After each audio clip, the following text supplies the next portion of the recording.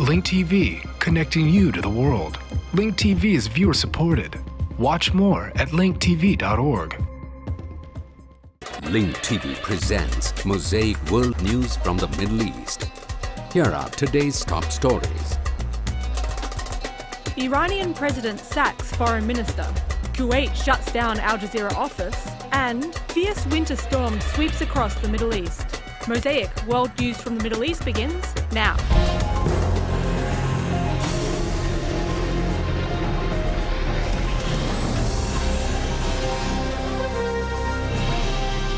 قررت الحكومة الكويتية إغلاق مكتب قناة الجزيرة في الكويت وسحب التراخيص والاعتماد الممنوح لمراسليها. جاء في رسالة من The Kuwaiti government decided to shut down Al Jazeera's local bureau in Kuwait and revoke the licenses and accreditations of its journalists. The Kuwaiti Ministry of Information sent a letter to Al Jazeera saying the decision was made because of Al Jazeera's coverage of what the letter referred to as some of the latest developments. In the letter Al Jazeera received, the Kuwaiti Authority stated that Al Jazeera interfered in Kuwaiti internal affairs and that the TV network does not comply with the ministry's instructions.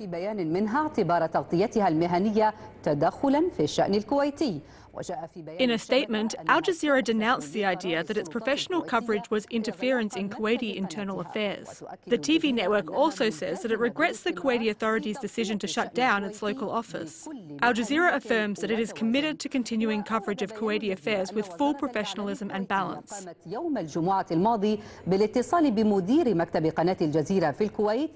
The statement added that the Kuwaiti Ministry of Information called Al Jazeera's bureau chief in Kuwait last Friday to inform him that the bureau would be shut down if it invited opposition parliament member Musalam al-Barak to participate in a live interview on Al Jazeera that day. The statement said Al Jazeera refused to compromise under the threat and asked the ministry to participate in the interview through a representative to convey the government's point of view on the basis of all opinions. But the Kuwaiti government rejected the offer and immediately banned satellite TV from broadcasting the interview a day before it decided to completely shut down the bureau.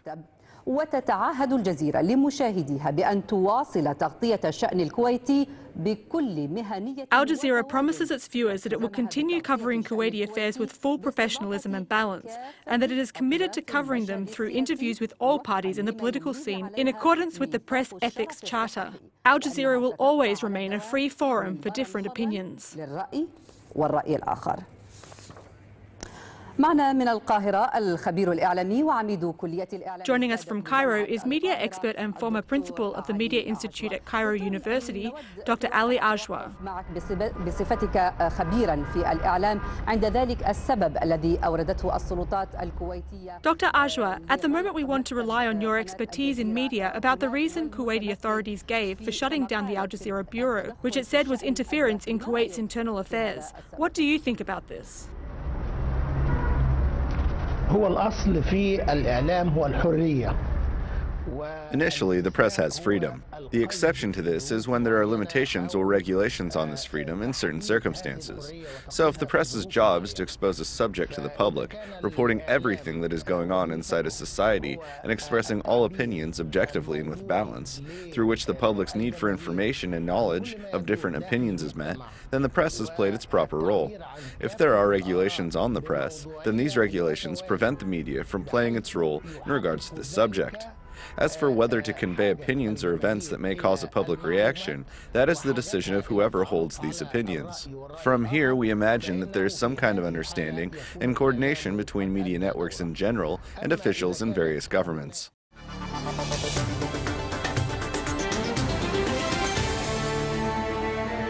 لهذه الساعة الإخبارية البداية من إيران حيث أصدر الرئيس الإيراني محمود أحمدينژاد اليوم. Iranian President Mahmoud Ahmadinejad issued a resolution today to appoint Ali Akbar Salehi acting foreign minister.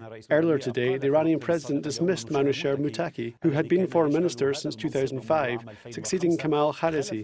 Ahmadinejad commended Mottaki for his service. بأداء متكي خلال فترة توليه هذه المسؤولية. للمزيد ينضم إلينا من طهران الكاتب الصحفي. Joining us from Tehran is writer and journalist Mosaic Bour. Welcome, Mr. Mosaic.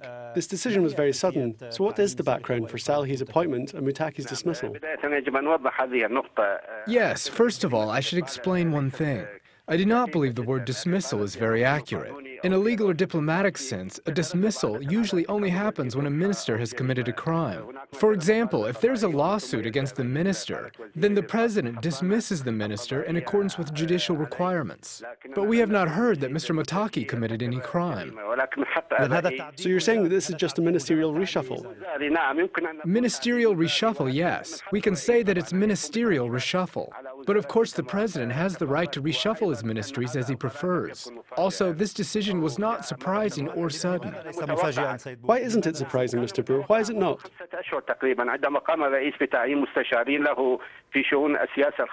Yes, it was predicted about 5 months ago, when the president appointed his advisors on foreign policy and began forming a parallel body intervening in foreign policies.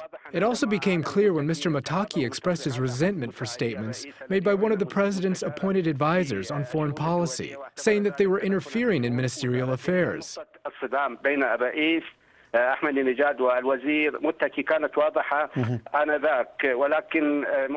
the clashes between President Ahmadinejad and Minister Mottaki were clear at the time. But when Mottaki was relieved from his duties 4 months later, it came out of consideration for the political conditions. The president didn't think the atmosphere was suitable for making such a decision 4 months ago, but he believes it is more suitable now. So the atmosphere is suitable. This decision also coincides with Iran's return to the negotiation table with the P5+1 group. What do you think of that? Yes, when I said that the atmosphere wasn't right before, I meant, of course, that at the time the United States was exerting immense pressure to bring down Iran and its nuclear program. This resulted in UN Resolution 1929 and harsh sanctions from Europe and the US, in addition to Israeli threats against Iran. With all these things going on, it was difficult for the president to dismiss the minister.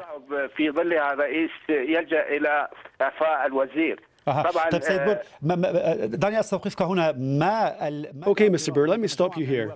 As I understand, there is a group of representatives in the Iranian parliament who oppose or have opposed in the past the performance of Mottaki. How exactly was his performance in the negotiations on the nuclear program and his general performance in matters regarding the sanctions imposed on Iran?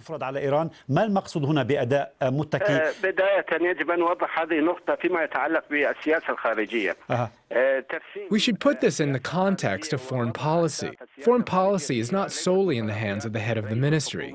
There are organizations that the minister consults, on top of which are the institutions headed by the supreme leader of the Islamic Republic, Mr. Khamenei, God bless him.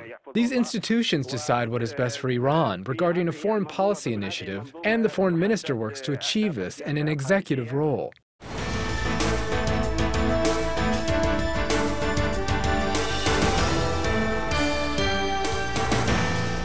Benjamin Netanyahu, Prime Minister of the Israeli occupation, welcomed a U.S. decision to drop efforts to achieve a settlement freeze and focus on what he referred to as core issues. Netanyahu's remarks came hours after U.S. peace envoy George Mitchell was due to arrive in the region in a bid to restart talks. عاد المبعوث الأمريكي إلى الشرق الأوسط جورج ميتشل إلى رحلاته المكوكية باتجاه الأراضي الفلسطينية. U.S. Special Mideast Envoy George Mitchell has launched a new round of shuttle diplomacy in the occupied Palestinian territories in an attempt to revive the stalled peace process. The U.S. envoy arrived in the Palestinian territories, bringing with him a set of proposals that would restart the talks between the Palestinian Authority and the Israeli occupation entity. Mitchell's visit comes after the U.S. State Department admitted it failed to persuade Israel to halt settlement activities in order to conduct direct talks with the Palestinians. With the collapse of direct talks, the U.S. administration urged Palestinians and Israelis to return to indirect talks, demanding both sides clarify their positions on the so-called core issues and drop a settlement freeze as a precondition for talks.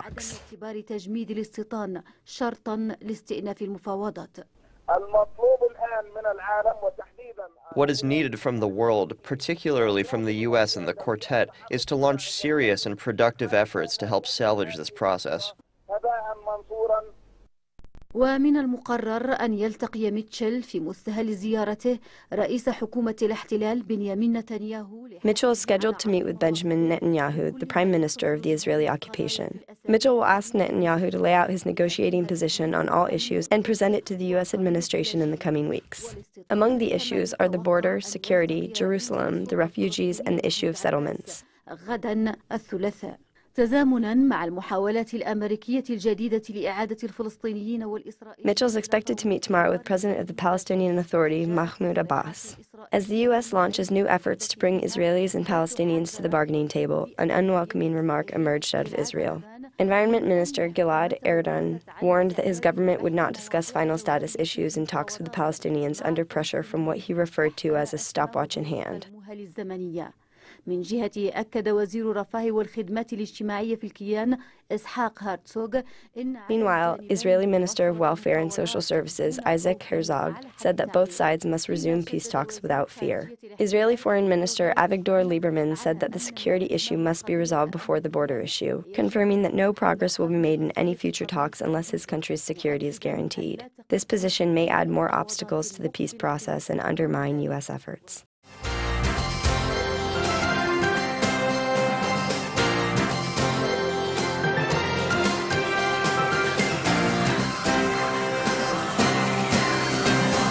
Despite the derailing of direct Middle East peace talks, PA Prime Minister Salam Fayyad still believes that a Palestinian state can be established in the year 2011.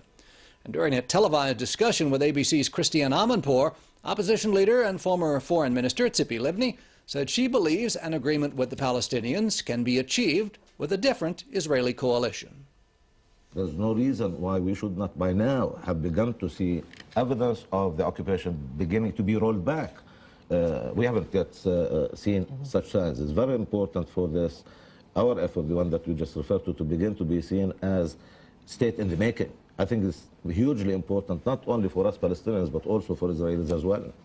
And do you know, a lot of Palestinians have said, well, leadership has said, well, we're just going to declare our own unilateral state. Are you committed to that? Do you think that's useful? What we're committed to is statehood. Not declaration of statehood. We're looking for a state. We did make a declaration of statehood going back to 1988. This time around, we're looking for real state on the ground. And Ms. Livni, during the elections, you did win more votes. Yes. Is it time for you to try to go into make another government, a coalition government? No, this is the current Israeli coalition is the Prime Minister's Netanyahu's choice. He decided to build this coalition with what he called his natural partners. My views about the peace process and the need to achieve peace are different from this coalition. I offered Netanyahu in the past, more than once, to have a different coalition that can not only speak about the idea of two states for two peoples, but also translate it into peace treaty with the Palestinians. He decided to have this coalition, unfortunately, because part of my frustration today is that we are sitting together, and 2 years ago it was not, it was not news, it was not big deal. I mean, we met Israelis and Palestinians on a daily basis in the negotiations room, helping each other to solve problems on the ground. So I truly hope that there is a better understanding today in Israel by the public and also leaders and politicians that peace treaty is our own interest. It's not a favor to the United States and not even to the Palestinians. Returning now to the visit of U.S. Middle East envoy George Mitchell, and a short time ago, IBA's Efrat Patat asked former Deputy National Security Advisor Dr. Chuck Freilich about the new direction the Washington administration is taking in its attempt to broker a future peace deal. Mr. Mitchell can try and pick up on the recent developments in the various sides' positions, but I really don't see that very much can happen at this point. I think we have a problem is that both in Jerusalem and in Washington, we seem to have what I would call serial blunderers. I don't think either side has a strategy for how to go forward at this point. And the Obama administration seems to be simply veering from tactic to tactic without any overall strategy. I would say, frankly, without any understanding or a deep understanding of the Mideast peace process. But supposedly there is a change in strategy, a change in this new approach that calls for digging in straight into the core issues, not necessarily direct talks. So you think there's no chance that this is going to prove worthy? Well, first of all, it would be very nice to be wrong and for progress to be achieved. But let's remember, we've already tried the comprehensive deal approach on 2 occasions, both at Camp David in 2000 and under Prime Minister Olmert in 2008. In both cases, Israel put forward very, very forward-reaching positions, and the Palestinians rejected them out of hand. What has happened in the meantime, which would make anyone think that the chances are any better this time, I would say they're actually worse in terms of the conditions in the region. The difference being is that in the previous two occasions, the Palestinians were blamed for the failure. In this case, it looks like we're going to be blamed for it.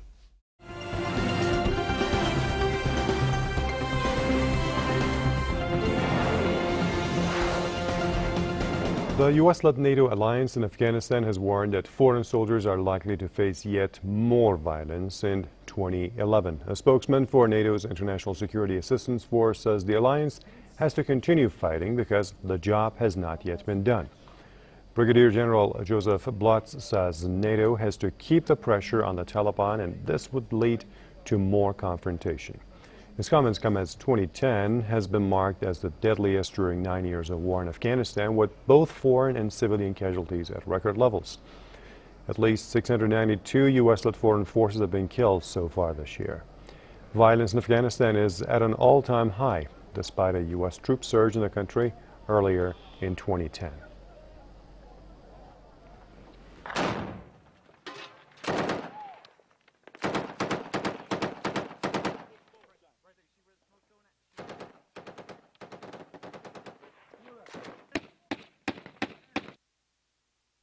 Last year, President Obama approved the surge of more than 30,000 troops with a promise to end the war and start withdrawing U.S. soldiers as early as 2011. Earlier this month, the president made an unannounced trip to the war-torn country. The surprise visit came at a time as the White House was preparing to release a review of the war's strategy. During his visit, Obama talked about his, quote, winning strategy and praised U.S. servicemen for a job well done. But the facts about Afghanistan paint a different picture. More than 1,400 American soldiers have died in Afghanistan since 2001, a third of whom lost their lives last year alone. The U.S.-led forces have intensified their bombing campaign in an attempt to marginalize militants in Afghanistan. NATO forces unleashed some 1,000 bombs and missiles in October alone. The U.S. military, for the first time in the war's history, is deploying 16 M1 Abrams tanks in Helmand province.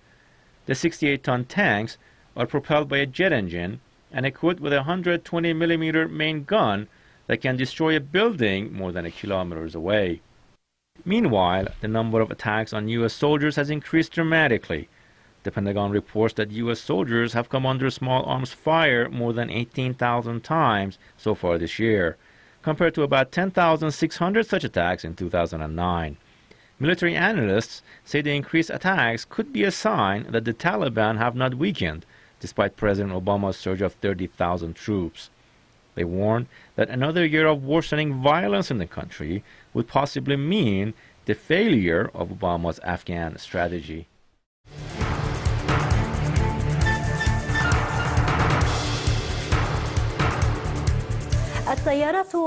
The founders of the Salafi movement in Lebanon warn of infiltrations. So who is trying to infiltrate the Salafi movement? My colleague Riyad Abaisi reports. The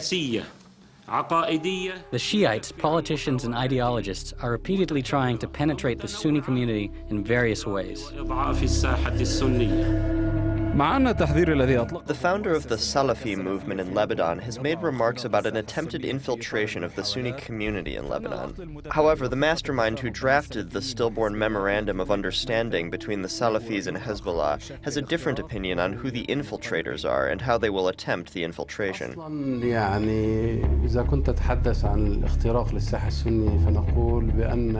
In fact, if you're talking about infiltrating the Sunni community, we say that Hezbollah has been penetrating the Sunni community for a long time now. To those who just discovered this fact, a few days ago, I say, wake up.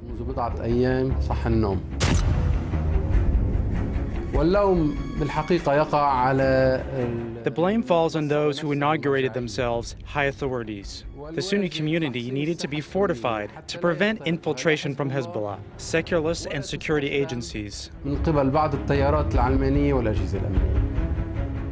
Security breaches are being attributed to statements by organizations that have close ties with al-Qaeda, including the Abdullah Azam brigades.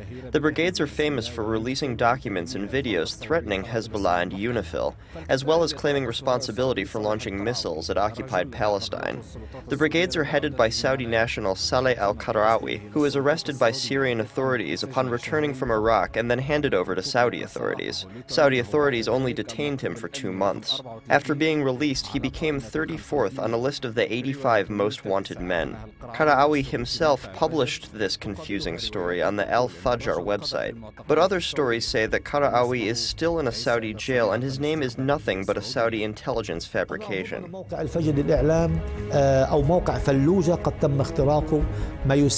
believe that the al-Fajr media website, or Fallujah, and even the so-called Abdullah Azam brigades have been hacked or infiltrated. Because in Qarawi's latest speech, published on the website, he spoke of exposing fighters and individuals affiliated with the Sunni sheikhs, which is very strange. No, I don't think the reports or statements said to be issued by Saleh al-Qarawi about the security forces of the March 14th Alliance are true. It's true that these words may suit his style, but he would not dare to engage in such acts, and he didn't have a high enough literary ability to write the reports or statements written under the name of Saleh al-Qarawi. Besides, he was killed 7 years ago. They're using his name for certain purposes, and he's not the one who wrote these.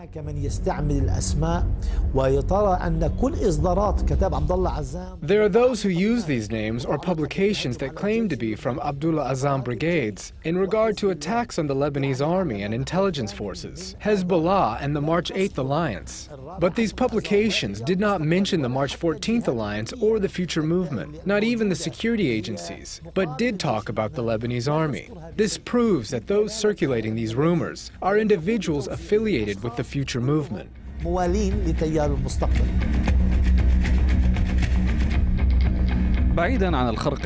Besides the security breaches, some are talking about attempts by Hezbollah to infiltrate the Salafi community on humanitarian grounds regarding Muslim detainees in Lebanon. How will the Salafis react?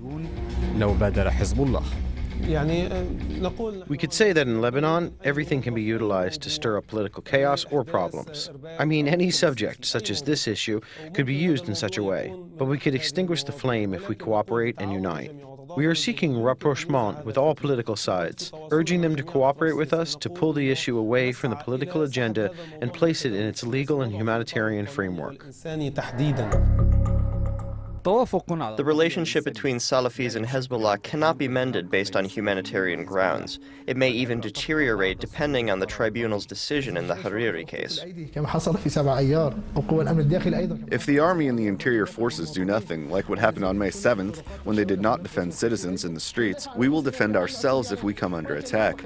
But I don't think we should promote this kind of strife. What happened in the north, particularly in Tripoli, in the aftermath of the May 7th battles? Why were only Salafis targeted? Have Salafis ever supported the security breaches? This question must be answered by anyone who's accusing the Salafis. A question for public opinion to answer in the coming days. Riyad Abaisi, New TV.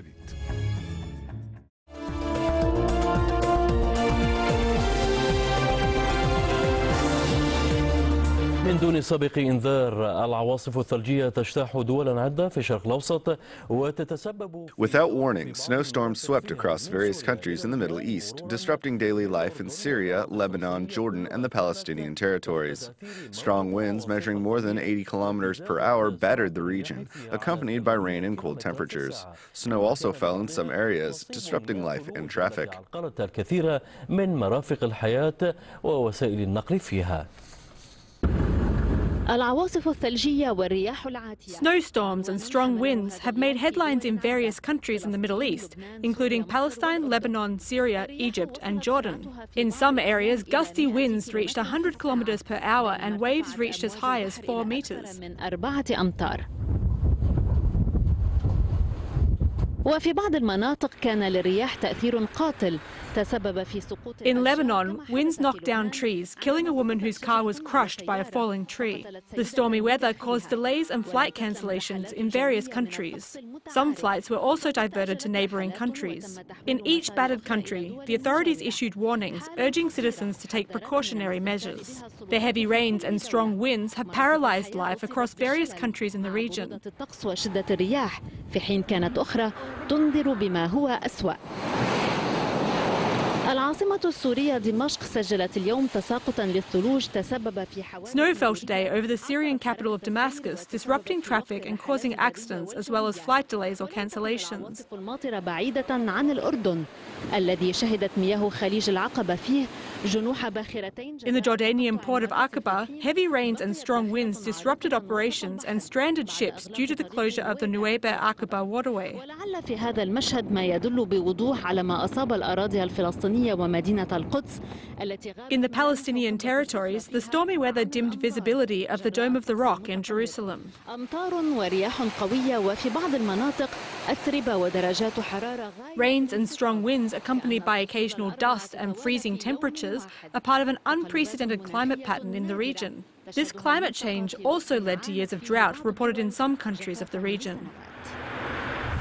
The deteriorating weather conditions that have been sweeping across the Arab territory in the past 2 days have inflicted casualties in Egypt, particularly in the city of Alexandria. A 4-story clothing factory collapsed, burying nearly 30 workers under the rubble. In addition, 4 people were killed and 3 others were seriously wounded in various incidents attributed to heavy rainfall and strong winds. The views expressed on Mosaic are from contributing broadcasters, not Link TV or its sponsors. The production of Mosaic is made possible from support of viewers like you. Thank you. Watch Mosaic World News online. Stay up to date with breaking news. Read our blog. Get transcripts of past shows and more at linktv.org/mosaic.